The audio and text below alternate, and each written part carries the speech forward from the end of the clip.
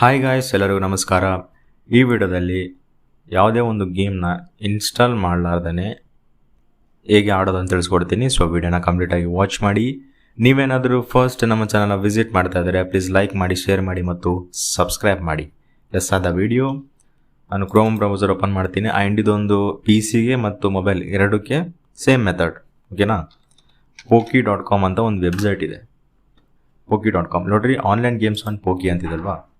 ಇಲ್ಲಿ different types of different categories wise games ಇರುತ್ತೆ. ನಿಮಗೆ ಕೇರಮ್ ಆಗಿರ್ಬೋದು, ಚೆಸ್ ಆಗಿರ್ಬೋದು, ಸಬ್ವೆ ಸರ್ಫರ್ಸ್ ಆಗಿರ್ಬೋದು, ಒಂದು ರೇಸಿಂಗ್, ಕಾರ್ ರೇಸಿಂಗ್, ಆ ರೀತಿ ಡಿಫ್ರೆಂಟ್ ಟೈಪ್ಸ್ ಆಫ್ ಗೇಮ್ಸ್ ಇರುತ್ತೆ.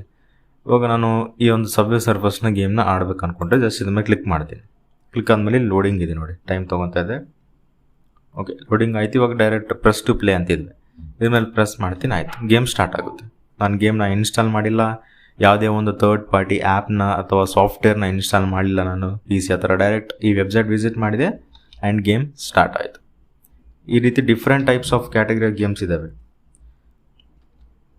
ಓಕೆ, ಇದನ್ನು ಪಾಸ್ ಮಾಡ್ತೀನಿ. ಆ್ಯಂಡ್ ಸ್ಕ್ರೋಲ್ ಡೌನ್ ಮಾಡಿದರೆ ಇಲ್ಲಿ ಇನ್ನೊಂದು ಗೇಮ್ಸ್ ಇದ್ದಾವೆ. ಯಾವುದೋ ಒಂದು ಈ ಗೇಮ್ ಆಡ್ತೀನಿ ನಾನು, ಸ್ಟಿಕ್ ಮರ್ಚ್.